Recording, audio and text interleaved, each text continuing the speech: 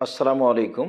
আলহামদুলিল্লাহ ওয়াহদা ওসসালাতু ওয়াসসালামু আলা মাল্লা নাবিয়্যা বাদা।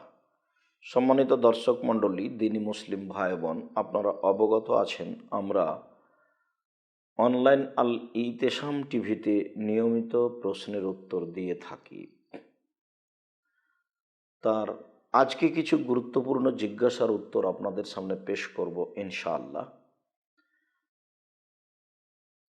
একটি গুরুত্বপূর্ণ জিজ্ঞাসা হচ্ছে, অজুর সময় এক অঙ্গ ধৌত করার পূর্বে অপর অঙ্গ শুকিয়ে গেলে অজু হবে কি? জিজ্ঞাসাকারী আকিমুল ইসলাম, যোধপাড়া, ঠাকুরগাঁও। সম্মানিত দর্শক মণ্ডলী, অজুর এক স্থান শুকিয়ে গেলে অপর স্থান পরে ধৌত করলে অজু হবে কি না, কথাটি আসলে আমাদের জন্য গুরুত্বপূর্ণ। অনেক সময় এটার প্রয়োজন হয়, আর মানুষ অজু করতে বসে গল্প গুজবে ব্যস্ত হয়, অনেক সময় বেখেয়াল হয়ে যায়, এমনটা হতে পারে। এটা একটা গুরুত্বপূর্ণ বিষয় যে মানুষকে অজুর অঙ্গগুলি ধারাবাহিকভাবে ধৌত করতে হবে। যদি ধৌত করতে গিয়ে একটা অঙ্গ ধৌত করার পরে কিছুক্ষণ অপেক্ষা করে, তারপর সে অঙ্গ শুকিয়ে যায়, তারপরে কিছুক্ষণ পরে আরেকটা অঙ্গ ধৌত করে, তাহলে তা রাসূল সাল্লাল্লাহু আলাইহি সাল্লামের সুন্নাত অনুযায়ী হবে না। বরং বলা যেতে পারে যে যেহেতু রাসূল সাল্লাল্লাহু আলাইহি সাল্লামের সুন্নাত অনুযায়ী হলো না, তখন এ অজু বাতিল হবে, এ কথাই ঠিক। কেননা আমরা অজুর যেসব বিবরণ রয়েছে সেসব বিবরণগুলি লক্ষ্য করলে বোঝা যায় যে রাসূল সাল্লাল্লাহু আলাইহি সাল্লাম বা সাহাবীগণ থেকে এমন কোনো প্রমাণ নেই যে তারা অজু করতে বসে এক অঙ্গ ধোয়ার পরে অপেক্ষা করেছেন, বসে থেকেছেন, তারপর সে অঙ্গ শুকিয়ে গেছে, তারপর আবার পরের অঙ্গ ধৌত করেছেন, এরকম কোনো প্রমাণ নেই। বরং অজু করতে আরম্ভ করলে অজুর ধারাবাহিকতা বজায় রেখে অজু করতে হবে, এটাই সুন্নাত, আর এটাই ঠিক।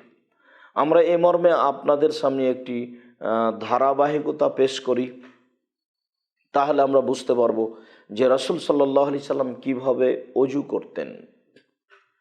উসমান রাদিয়াল্লাহু তাআলা আনহু বলেন, আন্নাহু তাওয়াদ্দা ফাআফরাগা আলা ইয়াদাইহি সালাসান। উসমান রাদিয়াল্লাহু তাআলা আনহু নিজে অজু করে দেখাচ্ছেন। তিনি অজু করতে বসে তিনি তার দুই হাতের উপরে পানি ঢাললেন, অর্থাৎ তিনি প্রথমে তার দুই হাত কবজি পর্যন্ত ধৌত করলেন। সুম্মা তামাজমাদা, তারপর তিনি কুলি করলেন। ওয়াস্তানসারা, এবং নাকে পানি দিয়ে নাক ঝাড়লেন। সুম্মা গাসালা ওয়াজহাহু সালাসান, তারপর তিনি মুখমণ্ডল তিনবার ধৌত করলেন। সুম্মা গাসালা ইয়াদাহুল ইয়ুমনা এলাল মিরফাকে সালাসান, তারপর তিনি ডান হাত কনুই পর্যন্ত ধৌত করলেন তিনবার। সুম্মা গাসালা ইয়াদাহুল ইসরা এলাল মিরফাকে সালাসান, তারপর তিনি বাম হাত কনুই পর্যন্ত তিনবার ধৌত করলেন। সুম্মা মাসাহা বেরাসিহি, তারপর তিনি মাথা মাসা করলেন। সুম্মা গাসালা রিজলাহুল ইয়ুমনা সালাসান, তারপর তিনি ডান হাত তিনবার, ডান পা তিনবার ধৌত করলেন। সুম্মাল ইসরা সালাসান, তারপর তিনি বাম পা তিনবার ধৌত করলেন। সুম্মা কালা, তারপর তিনি বললেন, রাইতু রাসূলুল্লাহ সাল্লাল্লাহু আলাইহি সাল্লাম তাওয়াদ্দা নাহবা ওযুই হাজা, আমি যেভাবে অজু করে আপনাদেরকে দেখালাম, আল্লাহর নবী মুহাম্মদ সাল্লাল্লাহু আলাইহি সাল্লাম এইভাবে অজু করেছেন। তারপর তিনি বললেন যে রাসূল সাল্লাল্লাহু আলাইহি সাল্লাম বলেছেন, মান তাওয়াদ্দা ওযুই হাজা, আমার মতো কেউ যদি অজু করে, এইভাবে যদি ধারাবাহিকতা বজায় রেখে অজু করে, সুম্মা ইসাল্লি রাকাতাইনে, তারপর যদি 2 রাকাত সালাত আদায় করে, লা ইউহাদ্দিসু নাফসাহু ফীহিমা বিশাইইন, আর সে 2 রাকাত সালাত আদায় করতে গিয়ে মনে মনে কোনো প্রকার কথা না বলে, মুকবিলান আলাইহিমা বিকলবিহি ওয়াজহিহি, মনে প্রাণে ভয় ভীতি নিয়ে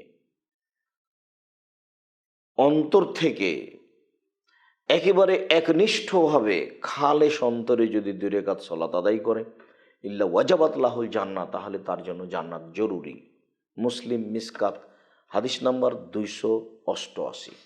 সম্মানিত দর্শক মণ্ডলী, আমরা মুসলিম গ্রন্থের একটি হাদিস, যা মেসকাত গ্রন্থে 288 নম্বর হাদিসে রয়েছে, আমরা সেটা আপনাদের সামনে পেশ করে দেখাতে চাইলাম যে অজুর ধারাবাহিকতা যা রাসূল সাল্লাল্লাহু আলাইহি সাল্লাম নিজে করেছেন, যা উসমান রাদিয়াল্লাহু তাআলা আনহু দেখাচ্ছেন।